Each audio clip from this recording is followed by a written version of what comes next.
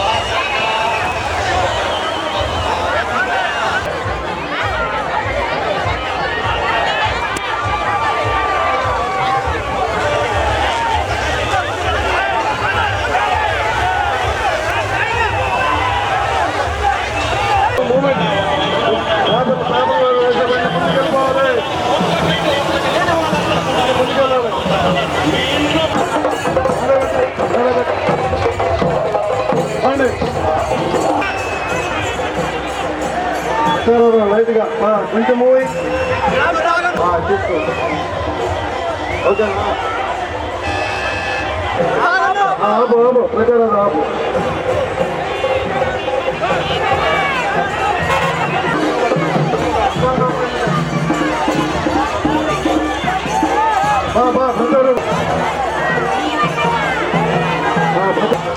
ప్రకారం పోవాలి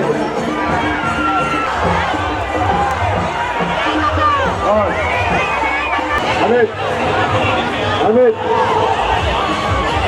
మళ్ళీ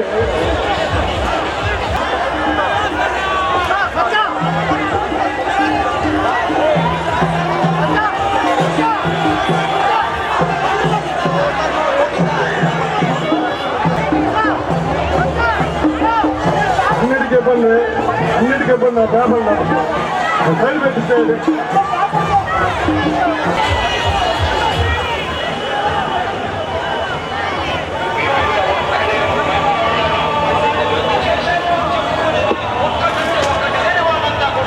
తీర్పు కొంచెం తొందరగా తొందరగా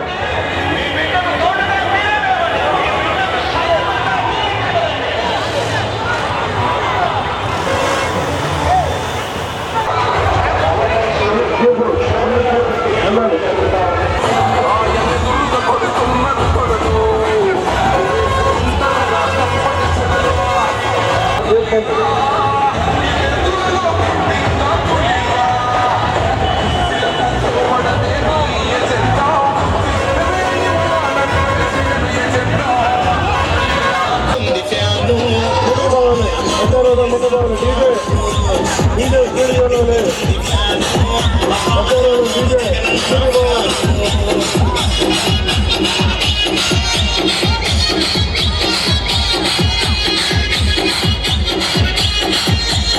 Song mixed by DJ Pravi from Pachula.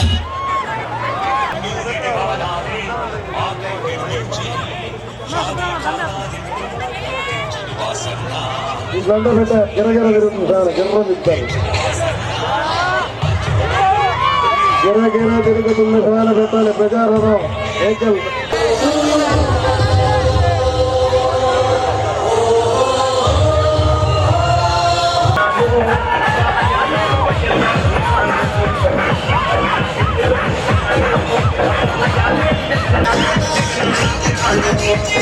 ఎందుకన్నా పట్టుకోను ఎందుకన్నా పట్టుకో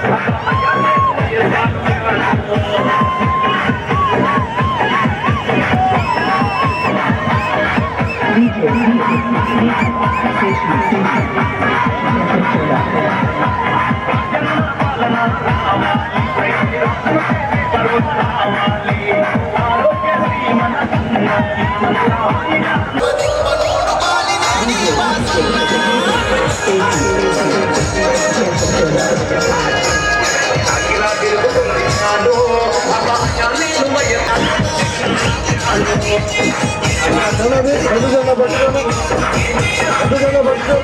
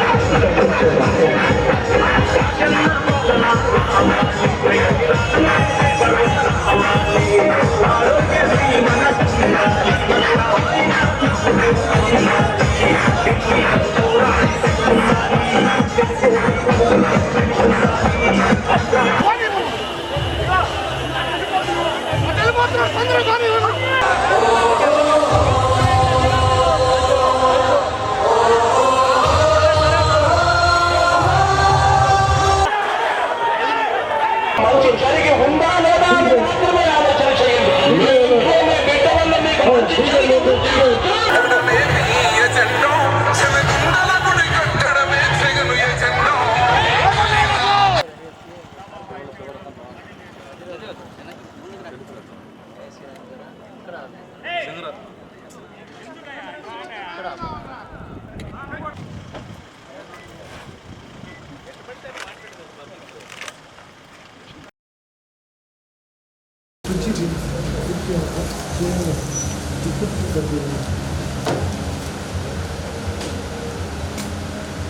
పక్కనే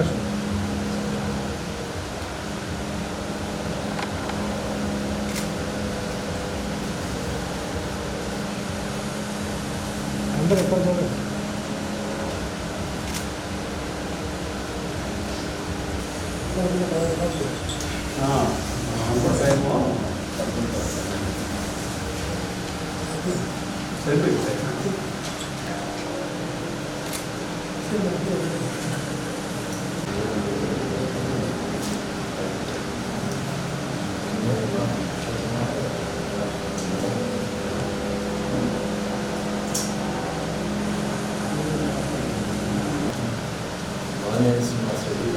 Nominated as a candidate to fill a seat in the Legislative Assembly. Do swear in the name of God solemnly affirm that I will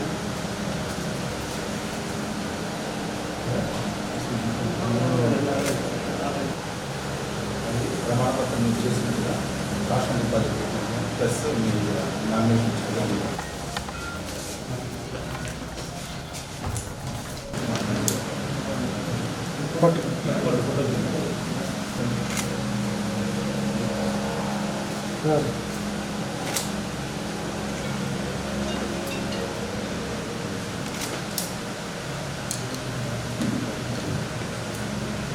having been nominated as a candidate to fill a seat in the Legislative Assembly, do swear in the name of God, affirm that I will bear true faith and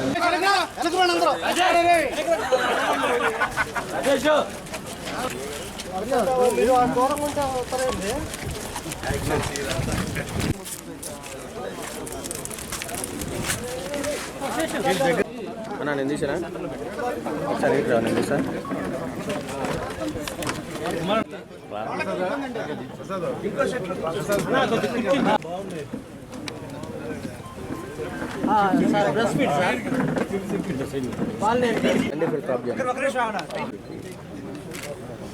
పెట్టానా ముగ్గురు ఎందుకు మనం ఏం కాదు నేను పెట్టి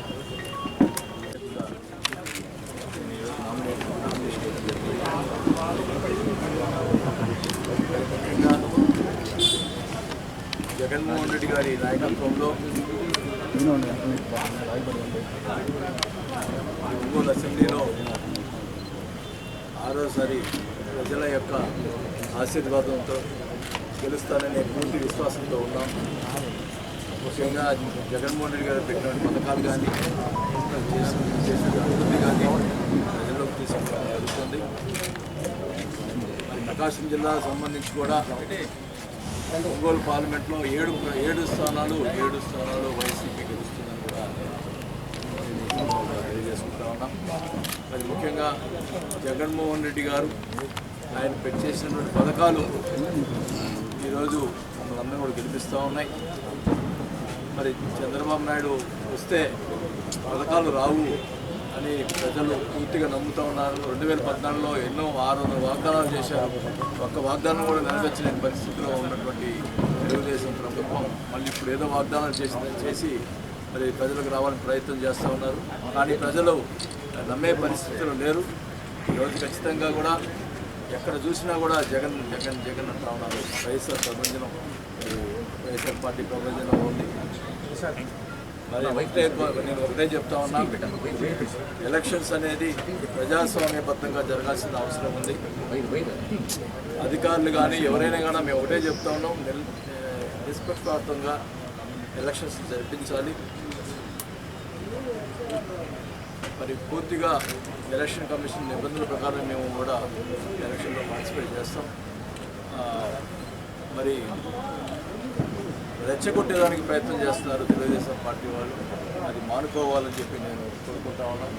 ఎందుకంటే ప్రజాస్వామ్యబద్ధంలో ఎవరినైనా ఓటు అడగచ్చు, ఎవరినైనా మరి వాళ్ళైనా మా వాళ్ళ ఇంటికి ఓట్లు అడగచ్చు, మేమైనా పోయి అడగచ్చు.